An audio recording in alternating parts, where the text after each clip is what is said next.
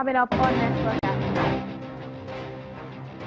Ethiopia's Prime Minister Abiy Ahmed is in Sudan to help mediate in the crisis and try to restart talks between the Transitional Military Council and protesters. Mass protest organized in Liberia against President George Weah.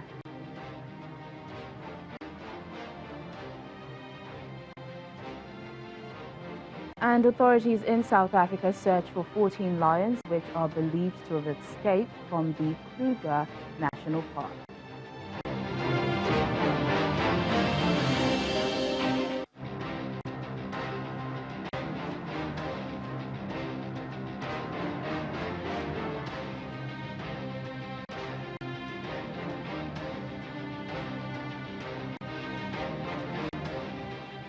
Hello and warm welcome to the program. I'm Teniola Shoboale. Ethiopia's Prime Minister Abiy Ahmed is in Sudan to mediate in the ongoing political crisis in the country. Pictures shared on the official Twitter account of the Prime Minister shows him meeting Sudan's military leaders. He flew into the country this morning to help in the crisis and tried to restart talks between the Transitional Military Council and the protesters. Negotiations were halted after security forces broke up protest on Monday, killing dozens of people. The Sudanese Health Ministry says 61 people died in the violence, but doctors linked to the opposition alliance say more than 100 civilians were shot dead. Along with Mr. Abiy, an official from Egypt is expected to be in Sudan, as well as the AU's Peace and Security Commissioner. Yesterday, the African Union suspended Khartoum from all its activities until the country establishes a civilian-led transitional authority. PSC held an emergency sessions today, 6th of May 2019, on the situation in the Republic of Sudan. The session concluded by adopting of a communique through which the AU-PSC decided notably to apply the Loma Declaration and suspend with an immediate effect the participation of the Republic of Sudan in all AU activities until the establishment of the Civilian Land Transitional Authority as the only way to allow the Sudan to exit from the current crisis.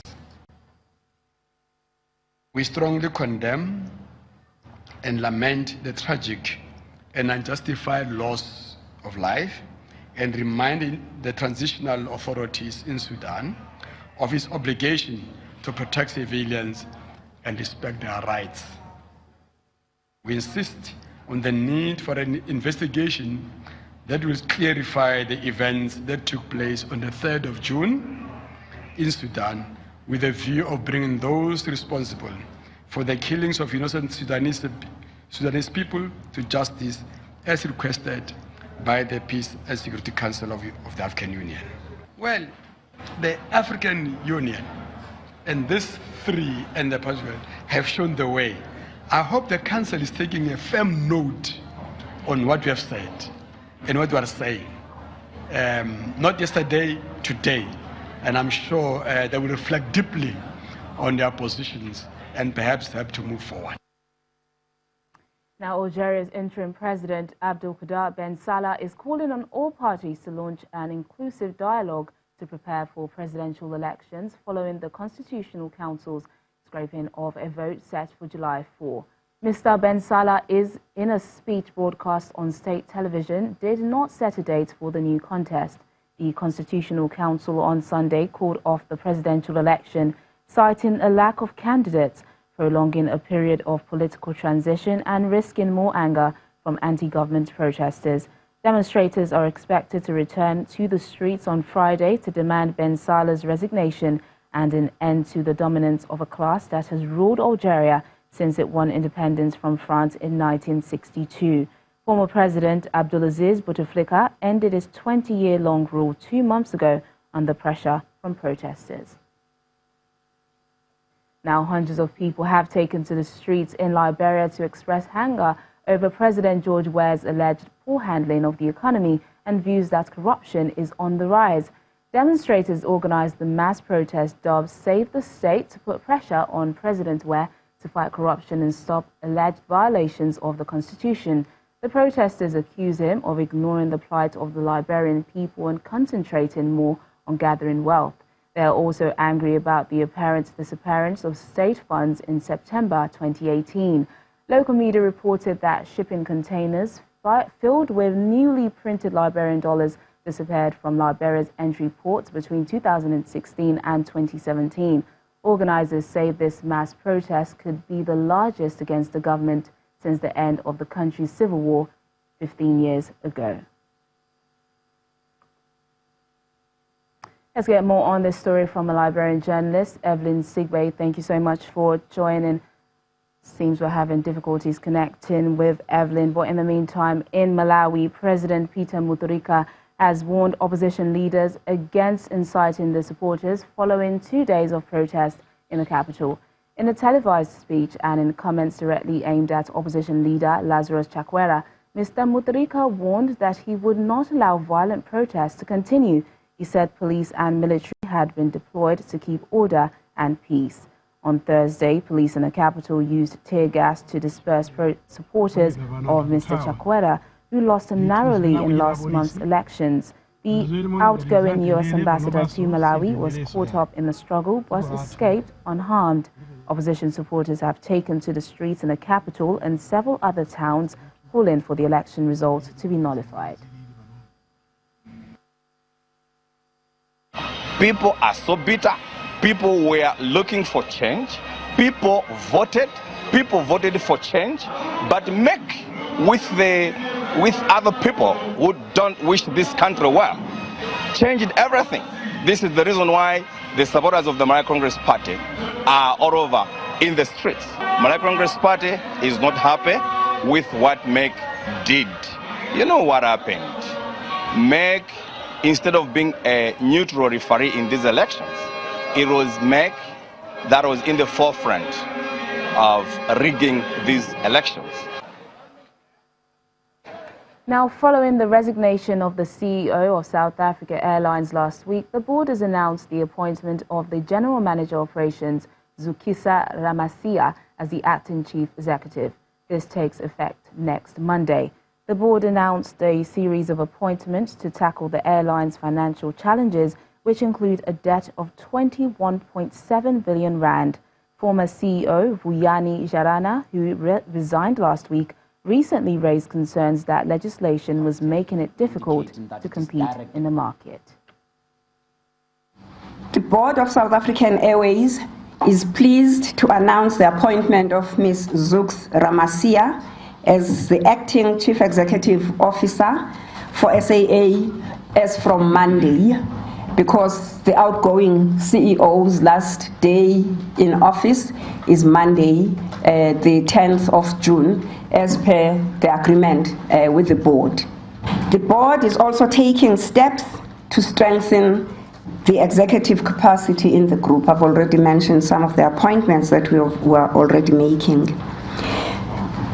The board acknowledged, okay, let me read as it is. We have appointed Adam Foss as the new CEO of South African Airways Technical, and we are finalizing the appointment of a permanent CEO for Mango.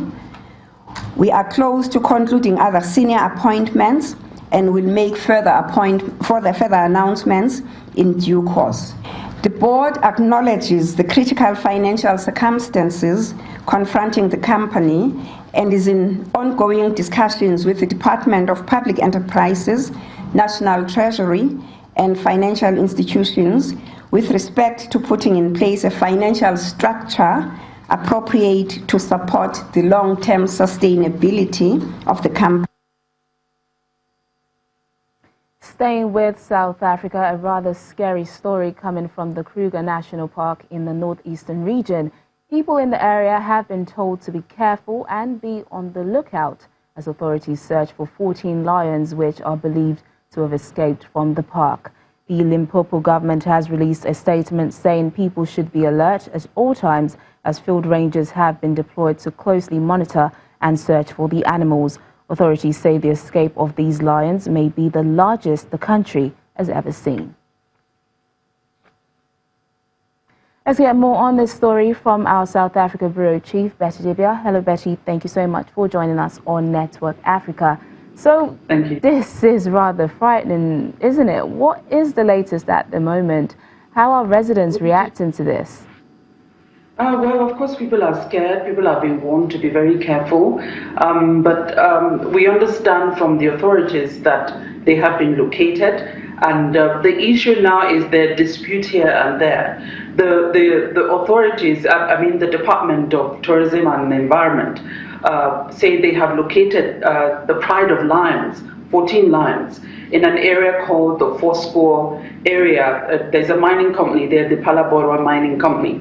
But there are plans in place to dart them, that's sedate them, and relocate them. But the problem now is where to relocate them to, because the SAN Parks, that's the South African National Parks, that manages the game reserves in the country, is quite reluctant to have them back in. They're disputing that this Pride of Lions is actually from the Kruger National Park, because there are other parks in the area. The Kruger National Park is quite huge, spanning about 19.5 thousand square kilometers, and touches Limpopo province and Mpumalanga province. In this particular case, it's in the Limpopo province.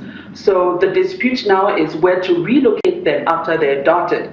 And there's a statement from the National Parks Management saying that these lions may have come from somewhere else, and it will not be wise to relocate them into a place where they're not used to, because they'll still make attempts to escape or move to a habitat where they're used to. Of course, the management of the mining company has admitted or confirmed that the Pride of Lions has been spotted in their premises, which is quite a large area, being a mining company. But that they are disagreeing with SAN Parks, saying they spotted them about 3 or 4 months ago and not over a year ago, as SAN Parks claims. So this dispute is what's holding it, but meanwhile people have been told to be careful. But hopefully this will be sorted soon.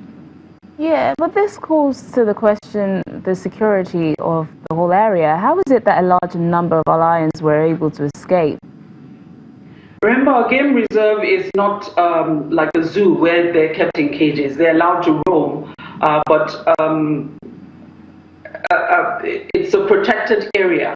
So if if I want to give you a picture, the Kruger National Park, as I said, measures quite a wide area. That's a 19.5 thousand square kilometers, and it goes from Limpopo to Mpumalanga. It's bordered by Zimbabwe at a point and Mozambique at a point. It's also part of what they call the Great Limpopo Transfrontier Park that links the KMP, that's the Kruger National Park, as well as the Gonarezu National Park in Zimbabwe and the Great Limpopo National Park in Mozambique. So they may have come from any of these areas, but while the argument goes on, the safety of the people, is at stake here. And if the department is to go according to the law, if indeed there are repeated escapes, we've heard of escapes or wandering off of some of these animals, they may have to put them down. But I shudder to see the reaction of animal rights groups. If you have to put down a Pride of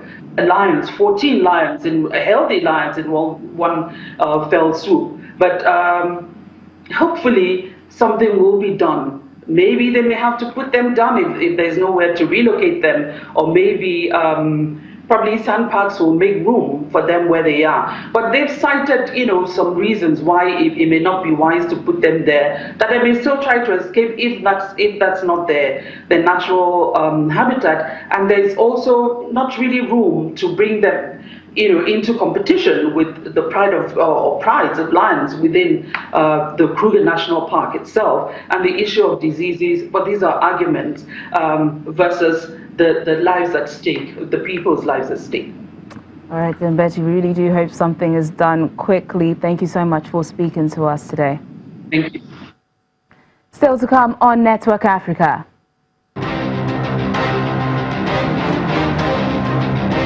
Our Africa Tech segment focuses on the role of technology in national issues. Please stay with us.